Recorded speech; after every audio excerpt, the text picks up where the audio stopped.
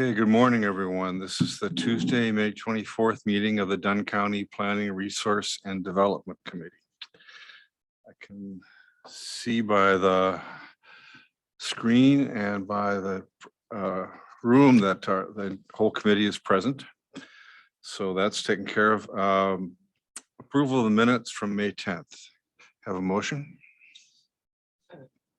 I'll move approval of the May 10th minutes, Mr. Supervisor Chairman. Moore, thank you. And I'll second. Supervisor Kinnear. Seconds. Any questions or corrections on the minutes? Okay, all in favor, say aye. Aye. Aye. Opposed? Motion minutes are approved. Any public comments? Okay, so we have two public hearings today, and we'll take them in order. The way we're going to do it is we'll call the, well, we'll just wing it here. So I'll call the first hearing to order. This is the Olson Vandervecker request, rezone request from general agriculture to residential. The way this works is we'll have, this will be the only opportunity for the public or anyone to speak regarding this topic, unless we have another hearing for any reason. If any of the applicants or others wish to speak, I will need to swear you in. Your testimony is simply a matter of raising your hand and giving your name and address and saying you do. And so we'll start with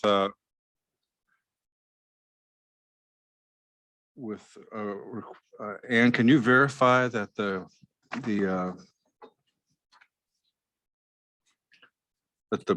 proper notice has been published? That's all we need to do.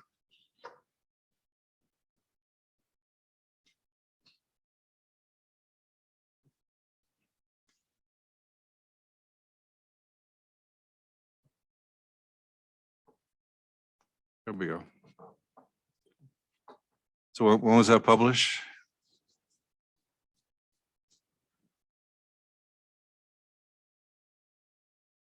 May 4th and May 11th. Okay. So we verify that the proper notice has been given. I would start by asking Ann to give us a review of the staff report on the request.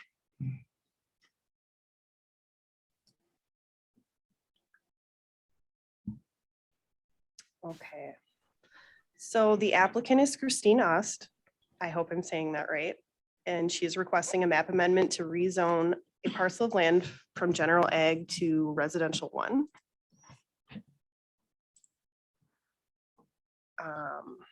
The parent parcel ID is 170-382-91-22-000-60001.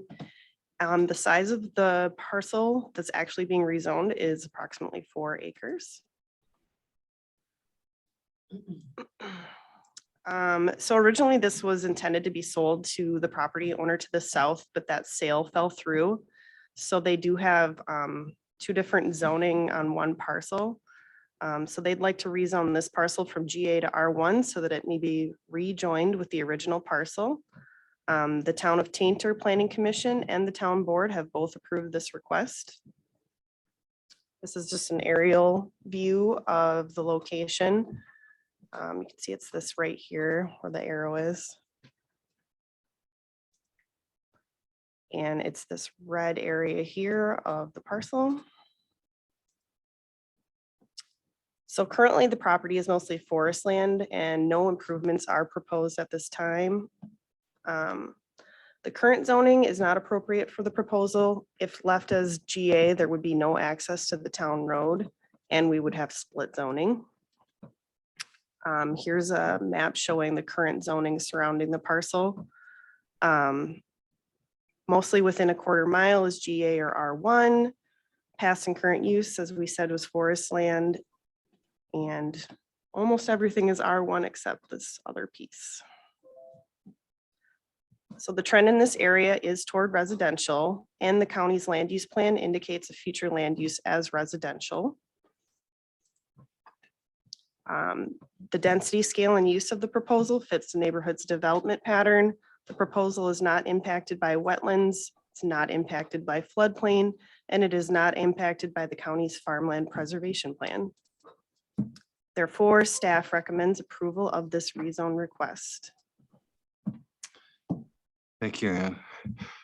Would the applicant care to share some comments with us? Ms. Oss? Any comments? No. No, that pretty much sums it up. Okay, thank you very much. Does the committee have any questions or comments? May I, Mr. Yeah. Chairman? Ann, would you show us where the town road is, please, on the map? Yep. Pull up the map again and just There we go. help me. So it's right here, right now, and I think Christine and maybe Tom might be able to explain this road situation a little bit better, but that's where the access point is right now. Right up here. If this were separate still, they would. No, Go ahead, Christine, if you want to. sorry, the access is, And then north. I don't know, if you can see my cursor or no? No, Okay, so the access goes all the way down 580th and hits the property, The northeast corner. of the northeast corner of the property. yep. Right So here. down a little bit, There. right there, right there. And then the 4 acres that we're asking to be rezoned is down on the south end of the property. Next to the Sailor's property. Down farther next to, yeah, Oh, sorry. This thing's sensitive right here. yep. So the rest of the property was rezoned R1 a couple months ago. Right. Mhm. Any other questions from the committee? Comments for the record? Okay. Then we'll close this hearing, and when we're done with the second hearing, we'll probably move ahead in the agenda and ask the committee to act on them. So thank you. Thank you. The next, I'll open the next public hearing. It's the Thomas rezone request from general agriculture to residential 2.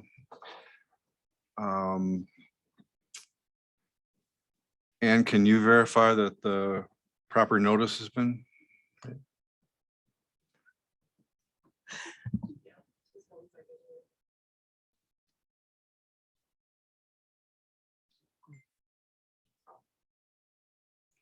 I should note for the record that all the committee members are present for the hearing.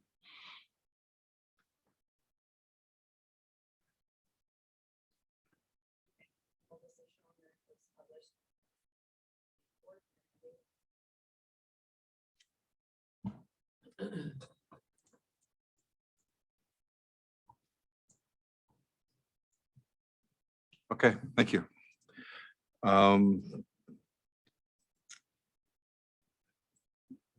And can you give us the update and staff report on the parcel?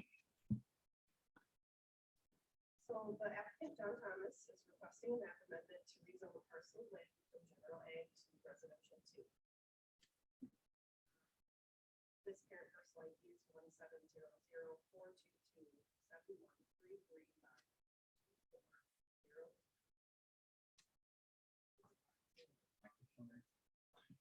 And can you turn your microphone on? Oh, shoot, I'm so sorry.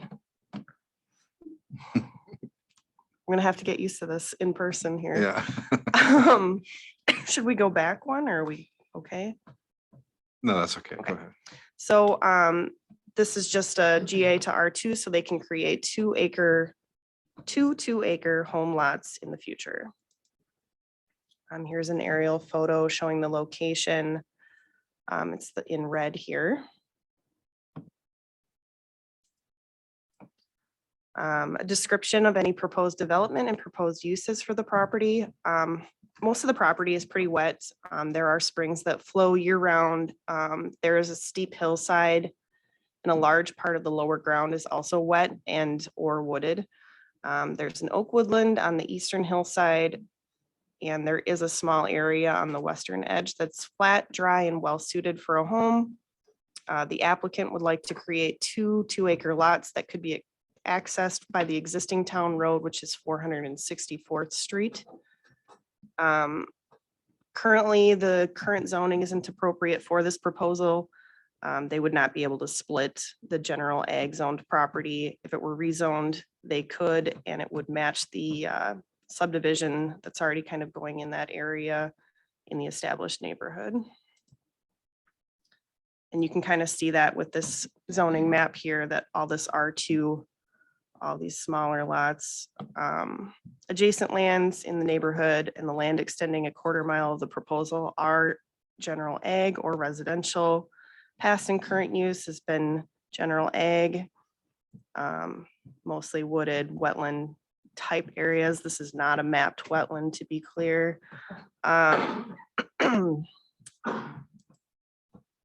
So the development trend in and around this area has been toward residential. There is a sewer and water main just west of the property. It's not connected yet. And then the Dunn County Comprehensive Land Use Plan indicates this area as future residential.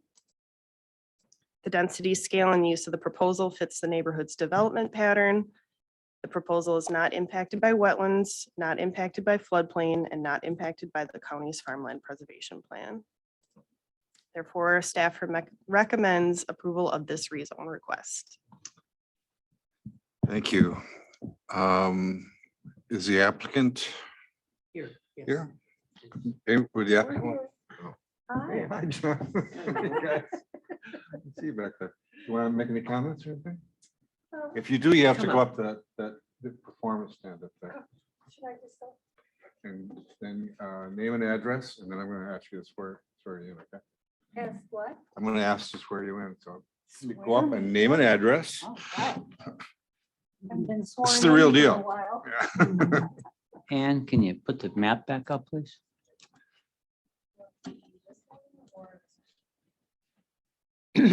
This one.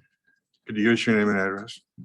My name is Kathy Ruggles and my address is N 2543 461st Street.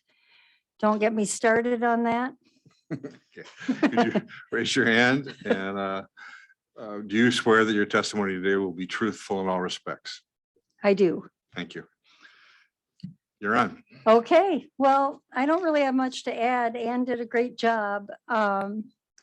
You know, for years we have thought we were R1 and everyone was around us was R2 because the town had posted a map of this area. We've had these lots for sale for a long time and you know, like one guy offered to buy the 4 acres and put a bunch of duplexes on, and he was going to come to you and ask to be zoned R2 instead of R1 because it didn't make sense to him that we were zoned R1. Well, turned out that was some random posting that happened when the town zoning went in. So there were two maps online, and our property and the 2 properties below were all owned by John's dad. And he had a development plan for housing in that area because he was a land use and city planner, and he felt that that was the best purpose for that flat area to expand Downsville. And we did talk with the sewer and water district about it, which was a big concern because it isn't really very close, but they really do need more development in order to support themselves. This is a separate problem, obviously, but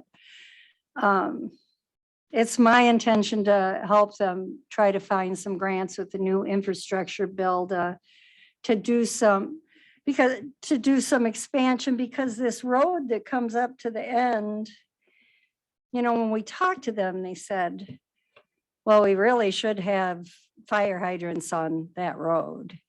But they have no money, they're in debt, and they can't pay their bills because we don't have enough people on the sewer and water. So there's no telling what's going to happen, but I do think this is one of the few areas in Downsville that expansion could happen in a good way to have more housing. And it would be a support the sewer and water district. We had the support of the planning commission, and our friend Matt felt kind of bad because he was sort of the one that said the wrong thing about getting this zone GA. But it was our responsibility. We should have made sure that we have all this other property south of our house. And it's all GA. And he asked us if we wanted it all to be GA. And we said, oh yeah, we're not going to do anything with it.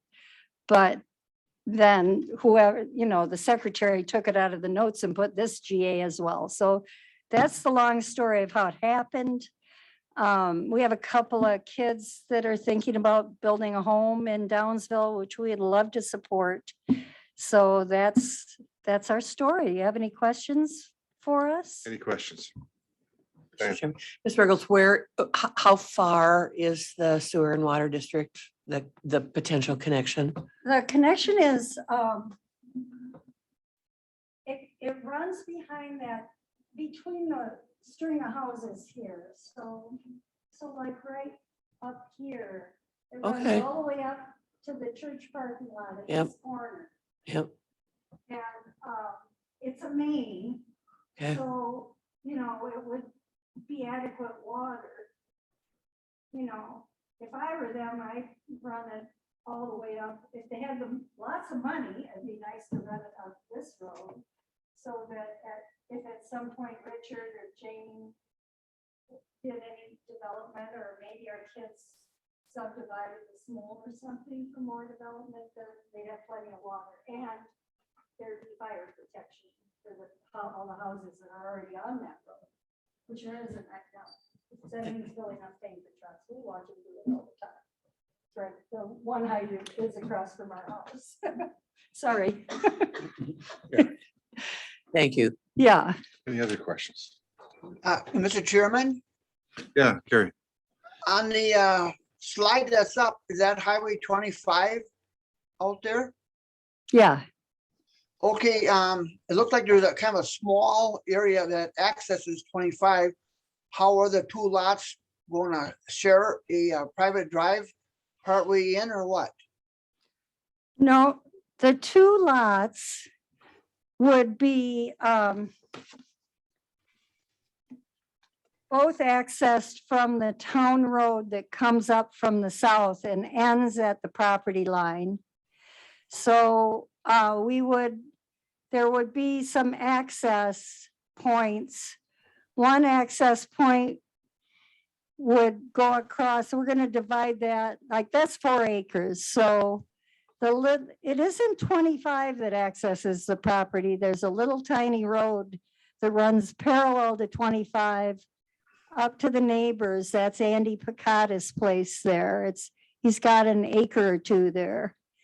And so John and I are thinking about keeping access from that little road, so that we can access the rest of the property, so sort of going around that V and to the east. But the two lots, we would divide that. I don't know if I have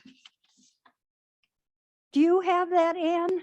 Because I know that I gave that to you, maybe Ron's idea of how to divide the property. It'd be nice if they could see that. And anyway, it would divide it, the 4 acre part, sort of a diagonal from southwest to northeast across the 4 acres.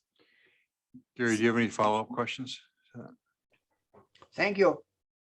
So Kathy, there wouldn't be any access to 25. It all comes through to the village streets. Okay. Yeah, there's this really little Okay. gravelly dead end road that would be on the north side of the property. Okay. Anybody else have questions? Thank you, Ms. Ruggles, very much. Thank you. Without any further questions, I will close this hearing. And without objection, have the committee move down to items 8A and 8B, starting with, no, excuse me, 9A and B. So would be action on the Euston Wunderwerker rezone request. Any questions or anyone care to make a motion on that? Supervisor Bjork makes a motion that we approve that request to go from Thank you. GA to R1. Thank you, Carrie. Is there a second? Supervisor Kinnear seconds it. Supervisor Kinnear seconds it. Any further discussion? All in favor, say aye. Aye. Aye. Opposed, say no. The rezone request passes. The next item would be action on the Thomas rezone request. Is there a motion to approve that? Mr. Chairman, I'll move approval of the Thomas rezone request. Thank you, Supervisor Morris. Is there a second? I'll second. Monica seconds. We have a motion and a second. Any further discussion? Questions? Seeing none, all in favor, say aye. Aye. Aye. Opposed? Okay. 2 items are handled and we're back to the regular agenda. Thanks for coming, you guys. Good to see you. Thank you very much.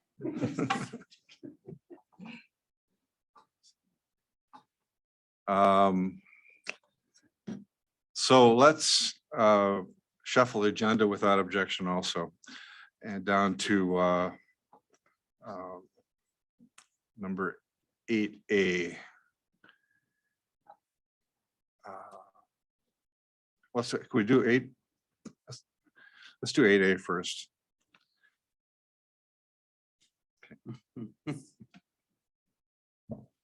So this property was, there had been no bids at the sealed bid stage. The committee had established a $35,000 bid for this property.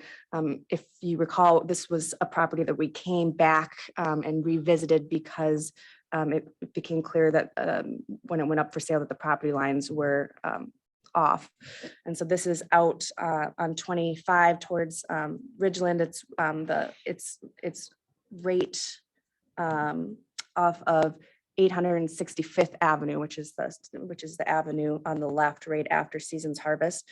And the county had taken the property in rem in 2019.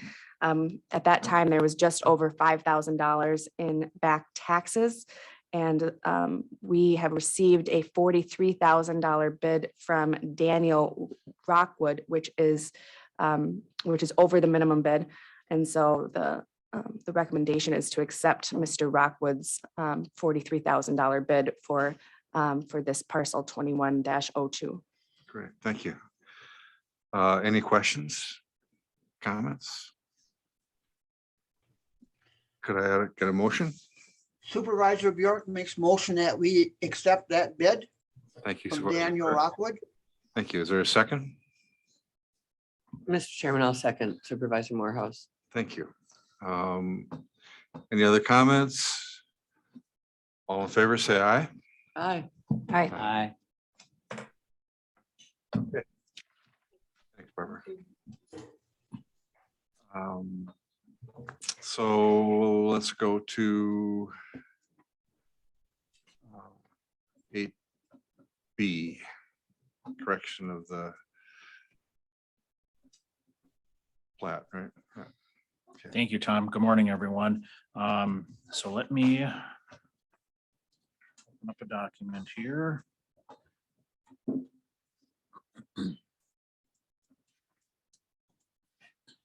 Okay, so what we have before us this morning is consideration of an affidavit of correction that affects the first edition of Tainer Shores and Ridges.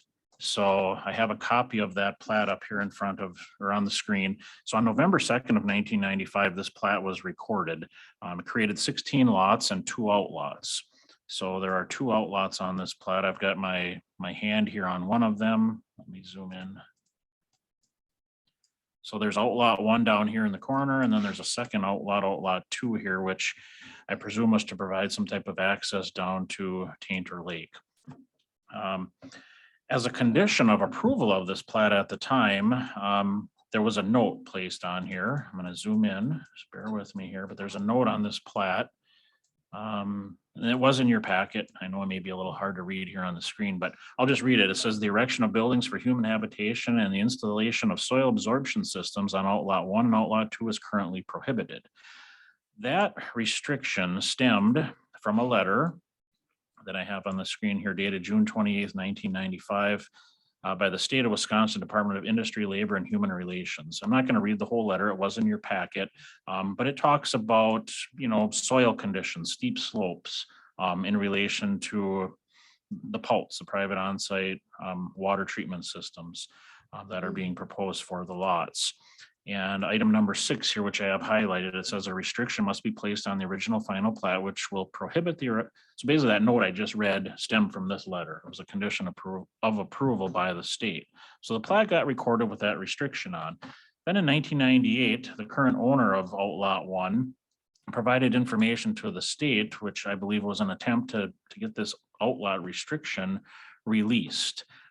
So this is a copy of the letter from Department of Commerce, Wisconsin Department of Commerce. And again, I'm not going to read it all, but apparently enough information was supplied that allowed them to confirm that, hey, this outlot now, this restriction no longer applies. So they were suggesting or recommending that the release of this waiver be incorporated into a correction instrument. They reference a state statute that allows for that to eliminate any future questions that might arise. And then shortly after that, Wisconsin Department of Plat Review issued a very similar letter because they were an objecting authority to that final plat. So I won't read the letter in its entirety, but at the end here, it says their agency hereby releases any restrictions against the outlot. And they're also referencing state statute and suggesting or recommending that all of this be incorporated into a correction instrument. So as of today, a correction instrument has not yet been recorded. Not sure why that didn't happen. Right now, outlot 1 is currently owned by Alan and Robin Foster, and Mrs. Foster is with us here today. So if there's any questions of her, she certainly is here to answer them. So here is an air photo parcel mapping of where this outlot sits. Of course, it's undeveloped. It does have slopes on it that range from 12 to over 20%. It's completely wooded, and it's designated as an outlot now with this restriction on the plat. So obviously, so let's back up. The Fosters would like to sell this lot, and actually they have it listed on the market. And I think we all realize it's much more marketable and valuable if it could be sold as a buildable site. Right now, it's a non-buildable outlot designation. So I've been, working with actually, I've been getting a lot of calls from potential buyers and then working with Robin on this and trying to figure out what all happened. Luckily, my predecessor had quite a large file on this plat, so I was able to dig out all this correspondence. I sat down with our zoning staff, Michelle and Ann, reviewed everything, because this is all new to us. I mean, we weren't here in 1995, so we're trying to wrap our heads around what happened, where are we at today, and what do we need to do to get this fixed. So right now, the county land division ordinance and our zoning ordinance prohibit any type of structures being placed or built upon an outlot. So this is kind of twofold. We need to get this outlot restriction release, number one.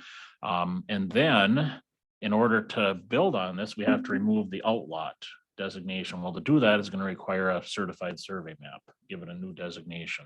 So this is today is the first step in this two-part process. Anybody have questions on that before I move forward?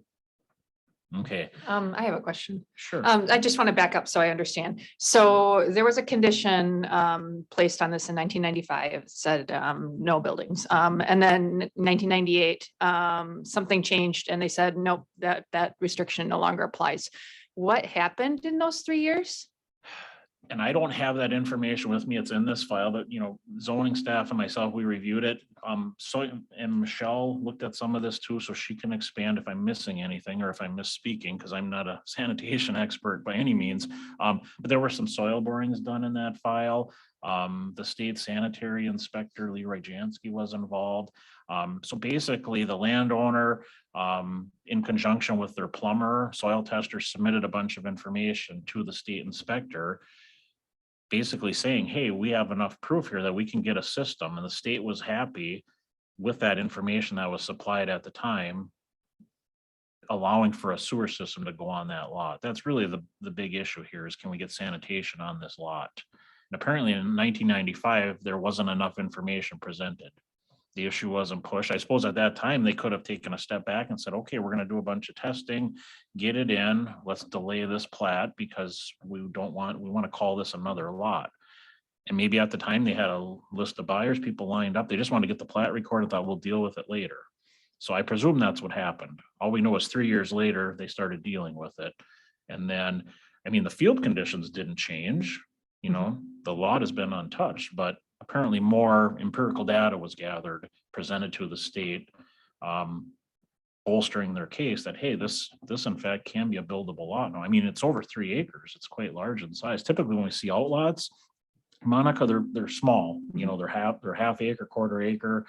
They're undersized. You can't meet setbacks, but this is a very sizable lot. And right away, when you look at this outlot designations, well, what is the reason? Why is the reason this was called an outlot? And from what I can gather, it's the steep slopes. And at the time, that was an issue with the sanitation.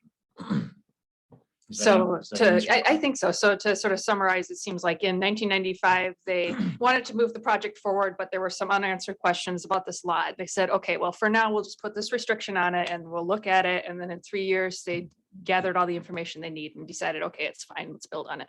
And now we just need to get our records up to speed with that. Yeah, even though the state is fine with it, it really needs to get put in the correction instrument will correct that one piece of the plat right now, because that restriction is still valid, even with all these letters from the state. Even if we take action today, it really needs to be memorialized into a document that's recorded at the Register of Deeds, so the title people can pick that up down the line. Right now, it's affecting future title to that property. It's a restriction that needs to be released. Okay, thank you. This answers my question. You're welcome. So just to conclude with my staff report, so certainly the Fosters would like to have this outlot restriction released. They have enlisted Dunn County Title Services here in Menominee, so they've prepared an affidavit of correction. I'm gonna bring that up here. So this is a copy of it. This again was in your packet. I'm not going to read through it all. A lot of it is what I've already covered, just stating the facts, what has happened, historical information over time. And then of course, there's a place for the PR&D committee to sign here. Tom Quinn would sign on behalf of the committee. So how this works is any approving authority that approved that original plat really needs to sign off on this document, according to the state. So that would involve this committee. Dunn County needs to sign off. So that would be the PR&D committee, because typically this committee reviews and approves plats. But the plat is also located in the town of Sherman and the town of Tanner. So both town boards, even though the outlot itself is entirely within the town of Sherman, the town of Tanner also has to sign, because the plat spills over into the town of Tanner, and the town of Tanner originally approved the plat. So on May 12th, the Tanner Town Board took this up and took action to approve it. And then the Sherman Town Board met last Thursday, May 19th. I followed up with Chase Potter after the meeting. Actually, he followed up with me and just mentioned that the town took action to approve the affidavit of correction. So the last signature needed now would be the PR&D committee. Like I had mentioned, county staff have looked at this, zoning staff and myself. We reviewed the historical information affecting the outlot, and we are recommending to the committee this morning that you go ahead and approve this affidavit. It's something that's long overdue. That concludes my staff report, and Robin Foster is here if you have any questions for her. Well, I think that's perfectly clear. Uh, Any questions from the committee? When do you, how long do you, so you expect it's going to come back to us again for the, So how this will work, if the committee approves this morning, Robin has the affidavit with her. The last signature remaining would be yours, Mr. Chair. That affidavit could get recorded today. And then it would be followed up with a certified survey map. So that certified survey map, though, will not be coming back before the committee. okay. County staff will be Gotcha. reviewing it, so. Okay. Any other questions? Anyone care to make a motion? Supervisor Kinnear here, I move that we accept this, what's it called again? Affidavit of correction. Yeah. Is And there a second? Supervisor Bjork will second that motion. Thank you, Supervisor Bjork. We have a motion and a second. Any last questions? All in favor, say aye. Aye. Opposed, say no. Motion carries and the correction is approved. Let's see, I guess the only thing left is just this item that I requested to be put on there, which is a discussion of the need to review multifamily housing and commercial zoning. And this came up when we were talking about sort of overall goals of the committee at our last meeting. And I think what I wanted to do was, because we didn't have a chance to talk about it with Ann, to sort of have a bit of a discussion today about it, up so we're all on the same page, and maybe have Ann give us a sense from how she sees it and how how this fits into our timeline in this very busy year. So I don't know. I'm kind of putting you on the spot, Mike, but you're closer to this than anyone. Can you describe a little bit how you see this need for this?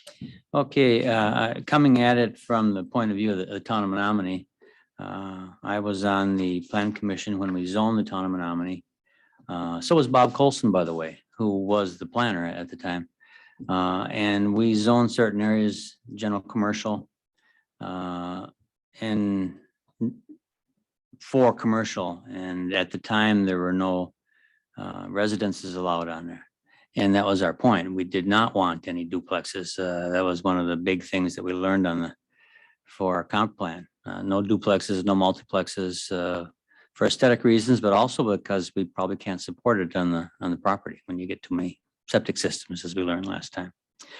So we didn't want any kind of residential development in the general or limited commercial in the town of Menominee. That was 2015 when the zoning was approved for the county.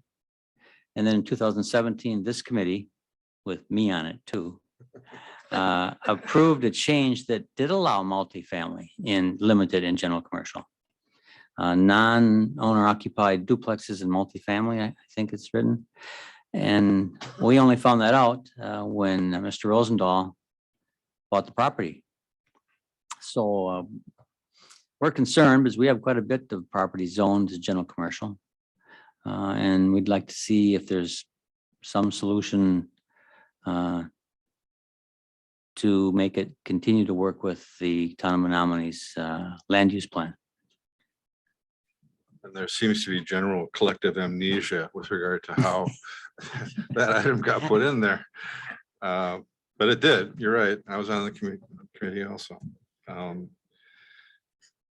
So this, I guess, one of the things to take from that is given the recent example of a developer coming in using that criteria to put in development in an area where the town didn't plan on having a development, there's a sense of urgency in some ways about changing this. But Ann, how do you see this? What are your thoughts? Well, I guess my first thought is if we're going to consider taking non-owner occupied dwellings out of commercial zoning districts, we might need to put it somewhere else. And how would that make sense? If are we interested in putting it somewhere else, or do we not want non-owner occupied dwellings? I'm not sure where they'd be appropriate and how the committee sees that. I'm not sure what the intention was when this was put in, but it does seem like having these in these areas would make it a mixed use. I mean, in some ways that's nice because you have kind of a walkable community potentially. But in other ways, you know, it might not be compatible depending on what's already there. I guess I'm just curious where we do see this being good or appropriate. Can I have a question? Mixed use is that different than? You said non-owner occupied mixed use. Now that can't go in R3 or R2? Non-owner occupied? Yeah. I mean, I don't see that definition anywhere else here. So I could buy a duplex and not live in it, couldn't I? In R2? I am not sure. Because this definition itself is only showing commercial. Fortunately, the ordinance tends to change a lot of different languages. I mean, duplexes are allowed in, I think, residential 3. And 2.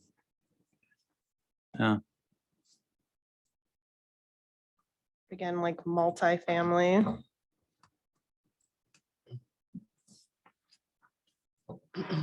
May I, Yeah, Mr. Chairman? ahead. Thank you. So we're dealing with a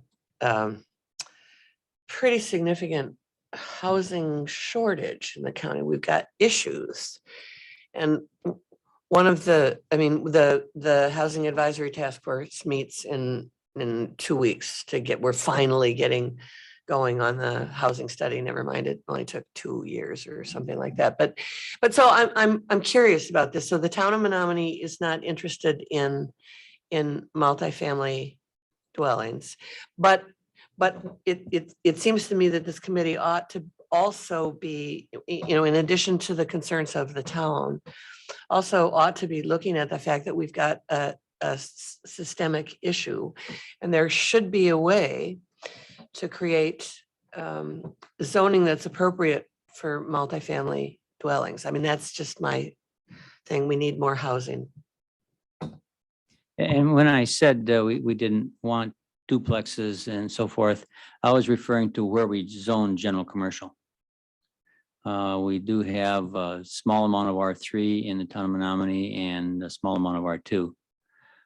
But you're right, we don't have a lot designed or planned. Well, there's some future land use plan for that, but yeah, I can see that. Can I come in? So backing up, I'm understanding that there were kind of 2 concerns here. One was sort of the aesthetic, like we just don't want multifamily homes here. But then there was a concern about the sewer, right? Not being able to handle that many people in this particular land. Those were 2 concerns. Another concern was any concern you can come up with that would have when you have non-owner occupied duplexes. People thought that they brought value down for the neighboring ones, and yeah, but those were the concerns that we got from our survey. Okay. I also have another question. Well, we haven't non-owner occupied. I'm still not understanding if that's different than, I mean, if you have a multifamily unit, it's probably not going to be owner occupied. I think what the non-owner occupied is intending is just, you know, these are built and designed to be rent, you know, they're owned by someone, the entire neighborhood, or just that property and rented to someone else. They're never intended to be built by the owner, lived in by the owner, where a duplex could go either way. What this is saying is that you couldn't have a home that's owned by the owner in a commercial district. Do you know what I'm You saying? couldn't have a home, like a single family home. So it's the same thing as a duplex. However, in commercial, it's only allowed if the owner does not live there. So you could have a non-owner occupied house in a residential zoning area. But it's just specifying this for commercial districts because it doesn't want the owner to be living in the house. They don't see that as a commercial use. So it's a restriction. Right. Just in the commercial areas. So you can have duplexes and multiple family dwellings, but I'm not seeing them in any other. I guess what I'd like to know before I really dive into this is, do we really want to be making some changes in the ordinance? Should I be coming up with some language? And if so, how do you see that going and where would you like to see it? Because right now it's just in limited commercial for multifamily. Well, Mr. limited Chairman? in general. Gary, go ahead. It was first stated that if we take it out of commercial for the duplexes and that, and where does it go? But if we have R3, there is a place for it to go. And I think when we first done our comprehensive planning, we had those 9 items we had addressed, and one was like low housing, which would probably also include like your rentals. So why don't we just take it out of commercial and then just keep it into R3? Would be my opinion.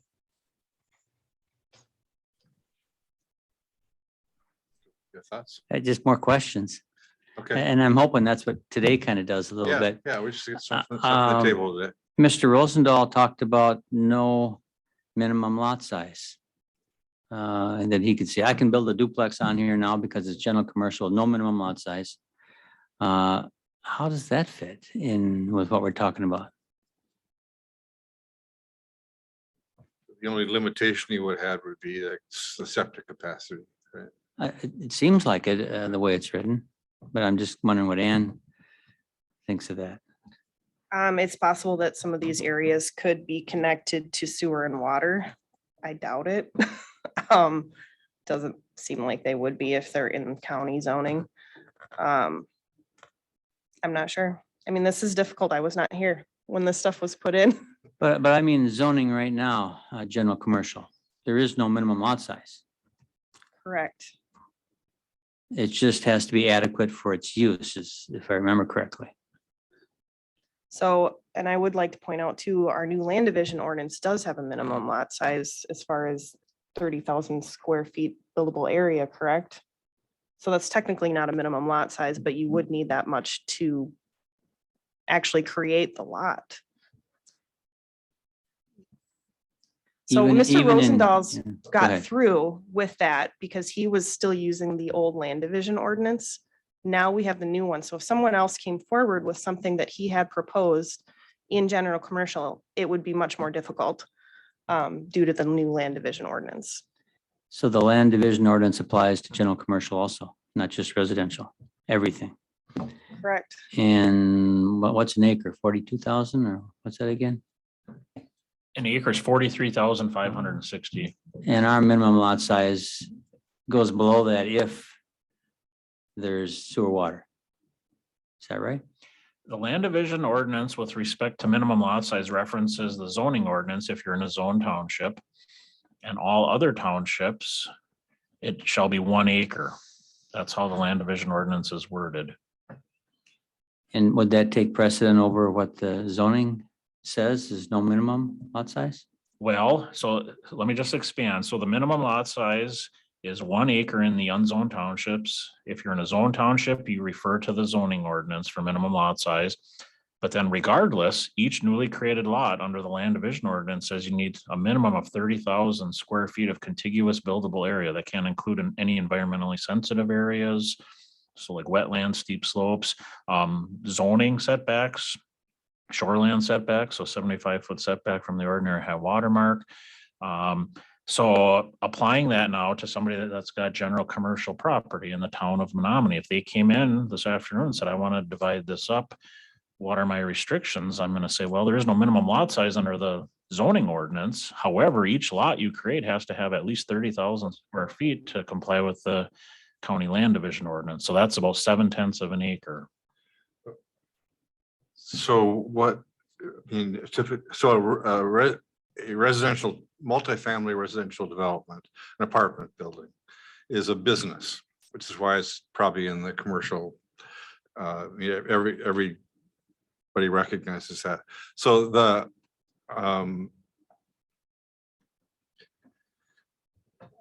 how would minimum lot size apply to a 12-unit apartment building? Wouldn't you just have the whole parcel be the lot, and you'd have permission to build that apartment building in a, provided it met the other engineering standards, but not minimum lot size, because minimum lot size could be 5 acres. You're not going to divide up each unit into a lot. So how would that work, Tom? Well, I mean, one thing that strikes me would be a condominium plat if you wanted separate units. It's not a condominium though. It's an it's apartment complex. Yeah. Well, I mean, it would still have to have an underlying legal description. It'd be sitting on a lot, either a platted lot or a Right, certified. but what I'm saying, the minimum lot size wouldn't put limitations on the number of units that were there necessarily. It seems to me that's the case. Right. The land division ordinance says you have to have a separate lot intended for residential use. Right. It doesn't say only one or single family. So it just, a structure intended for residential use has to be on its own lot.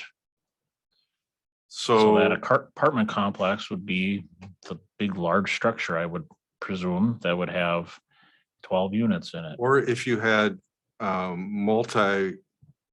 multiple buildings that were all owned by you,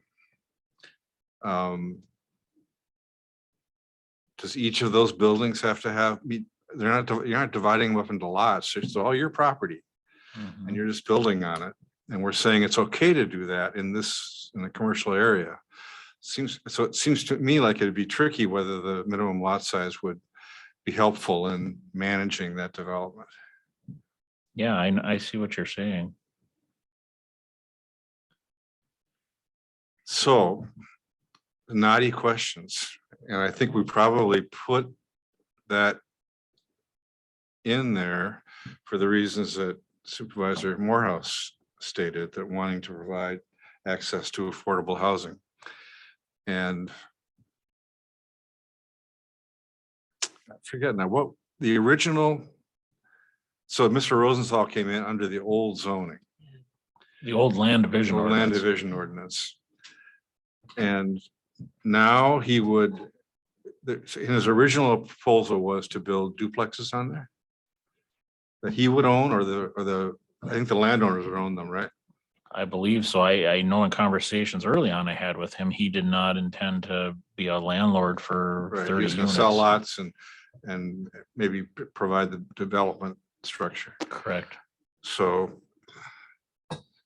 that, in that case, it would be the land division ordinance would probably have, the new ordinance would have, how would the new ordinance affect that? Well, the new ordinance says a separate lot shall be required for each structure intended for residential use. So that duplex would be the structure, each structure intended for residential use. So you could build that on a half acre or the 30,000 or You 35,000? need 30,000 minimum. Mr. Chairman, can I Yeah. ask a dumb question? Sure. So, I'm back to the Rosendahl property. We just acted on that. How is it that he wasn't affected by the new land division? I'm sorry, I'm So, having an attack of stupid. Yeah, No. no, that's a very good question, and hopefully my explanation will make sense. So when Ann and I first met with Mr. Rosendahl and explained the whole procedure, typically land is rezoned first. You go through I'll just bring up Timber Valley because everybody's familiar with that. So the rezone went through this committee and the full county board before the plat, the preliminary plat, right? Because the property was zoned general ag. And density became an issue. They were only allowed 5 splits per 40. They could do 10 lots on their 80 acres. Well, they wanted to do 54. So they had to rezone it in order to divide it the way they wanted to. So typically the rezones come through first. Mr. Rosendahl, though, realized that his property was already zoned general commercial. And we started looking at these, minimum lot size. There is none. So a rezone really was not necessary to create. He wasn't bound by density is what I'm trying to say. He was in a zoning district that was not density based. Albeit he was told right from the beginning that, hey, if you create these and your rezone, it really stemmed around the land division ordinance and the final adoption of the new ordinance, okay? And he was aware of that the fees would have gone up. He would have been bound by more strict requirements. So his goal was to get that plat recorded under the old, get it submitted while the old land division ordinance was still in effect, and worry about the rezone later on. And that's his right. He didn't do anything improperly. It was just done differently than we're used to in the past. Typically, you would rezone it into a house, residential district. So again, it was general commercial. His plat wouldn't violate any minimum lot size because there wasn't a minimum lot size. The old land division ordinance never spoke to minimum lot size as it does now.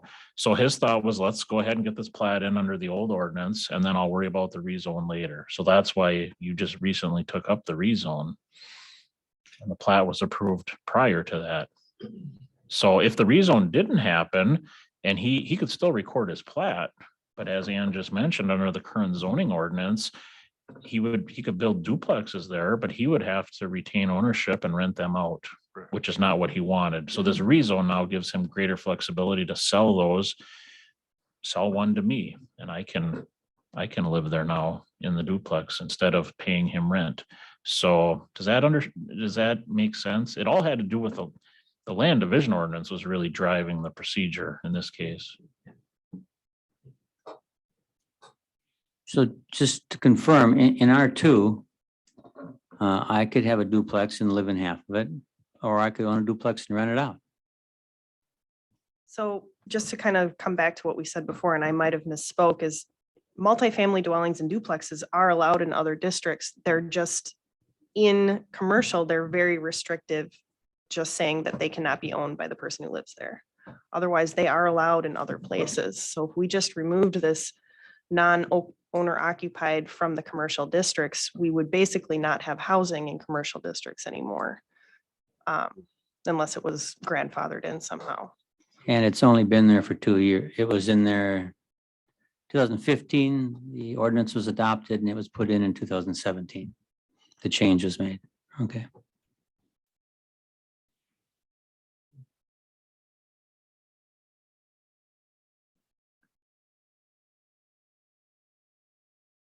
I'm picturing multiplexes on that property right now, and the poor people around it that would have their wells polluted.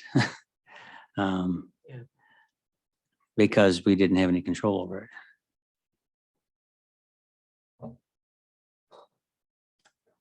So the only way to take care of this problem about pollution in wells is through zoning. There's no other mechanism to keep the density down, I guess. Pretty much. Wow. There may be, right? Well, I mean, we could have something that says that they would have to have a shared system. Or they would potentially have to connect to a sewer and water line. Say like in the example, if we just had the rezone for someone who was near the sewer and water line for Downsville. If they could somehow get that and connect that in, and potentially whoever is developing the land would pay for that cost or work with the town or the city somehow. But if they could connect to another system, maybe that could be a standard to allow it.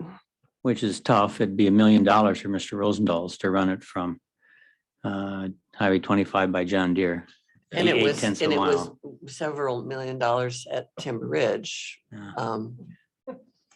Those aren't very far away. either. No. No, 8/10 of a no, mile. really not. I mean, my understanding overall of what's going on here is a little bit low. So I say this with trepidation. But it kind of sounds like considering the zoning is the wrong solution for this problem. Like it sounds like there's a more direct solution to deal with the major concern, which is the water quality. That's my overall Major, take. yeah, water quality and density. Yeah. Right. Traffic, all the different kinds of things that can show up. Yeah.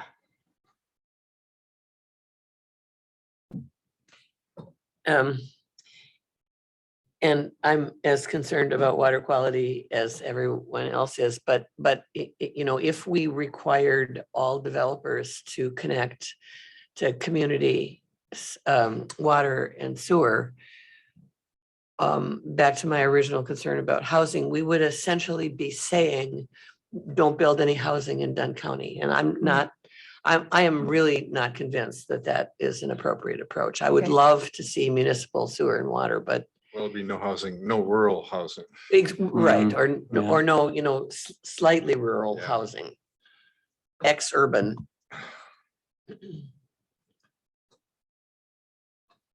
So like, I mean, when Neil Koch was here last week, he argued that we should be using the soils map to influence where these developments are sited so that they wouldn't be sited on land that is highly permeable. So the septic systems would have less, if they're on the right soils, there'd be less chance of percolation. But that's right now, the standards for septic are set by the state.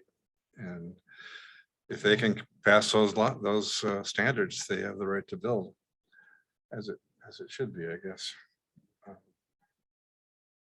Well, how do we unravel this knot? You have any thoughts, Ann? I mean, part of the knot is that it's kind of tight because your time is so scarce these days. You're pressed pretty hard. Yeah, and I would have liked to have been better prepared for this conversation, even just, what- you no. know, knowing where we have multiple family housing and things like that. I'm still getting to know our ordinance. I know. And it's not exactly easy to navigate sometimes when you have, you know, different terms and different things that are kind of interchanged. I guess, you know, I'd like to look into some more potential solutions. I could be researching a little more. I have a few ideas. It's just difficult that I'm also working on a few other things that we'd Yeah. like to change in the ordinance at the same time. So maybe we could kind of prioritize like which of those things we'd like to see first. If this is one we want to move up to the top, and we see this more as something we want to do right away, rather than addressing agritourism or the contractor storage or some of the other ones, we can certainly do that.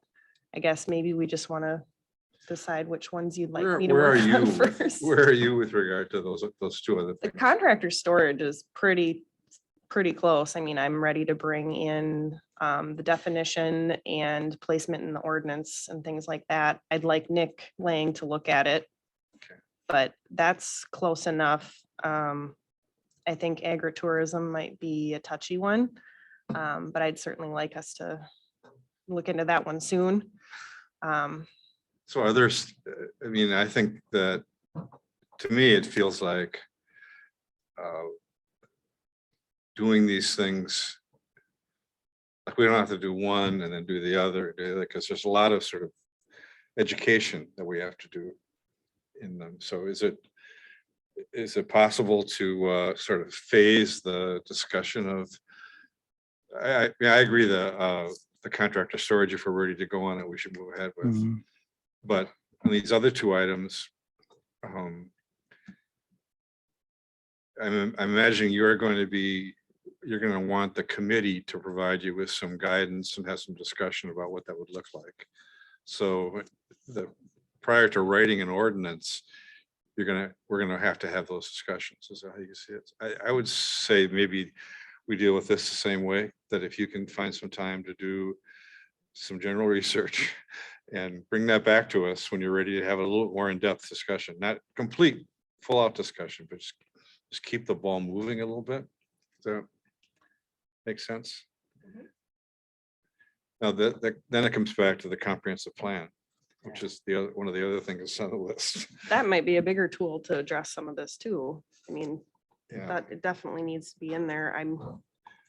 Yeah, go I ahead. was gonna say that, you know, if we had an opportunity to take a longer and better look at the comp plan, that at least it seems to me that ought to be our focus. I mean, and I know these other issues are pressing and people are pressing on you and your workload is We have a insane, small but division. I mean, we Yeah. just got fully staffed by getting Tracy and Yeah, I'm I- brand new as well. I know. It is a lot of things I know. to be working with. So just, obviously I can keep working on all these things. But just knowing like which things you see as the biggest priority is helpful. This discussion is good. I think I can get started more with this one. We are working with Cedar Core for the comp plan. So a lot of that is already done. It just needs to go through all the official steps. I still need to go to all of the town meetings. And I think it needs to come back to this. Oh, it committee does. too. It's not gonna skip you. Yeah, no. No, it will be back here again. Understand, I think that the whole committee is sympathetic about your workload and short staff, and I know it's crazy. Well, everybody's very, very good at their jobs and works very hard. So Yeah. I think we'll be okay. Well, and there's things that you do every day that we don't even hear about Mhm. that are often not without stress, put it that way. Okay, if, And just one final, Mr. Yeah. Chair. I'm curious of what maybe the town can do. I didn't want to come here and say, okay, we're going to solve this here now.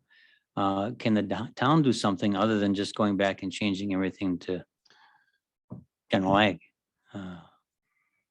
We We could did. do that, but how hard is that the town would have to talk to each individual owner again, or how would that go? We've got probably a dozen, we have a lot of properties. In fact, there's 10 other townships that have general commercial too. Or 10 total, but what can we do?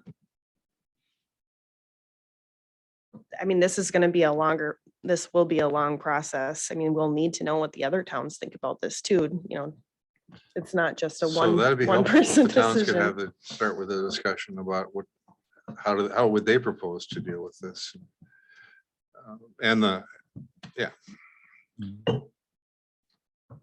Thank you. Okay. So we don't have a clear outline, but a general sense of how we're going to move ahead. Okay, any other questions?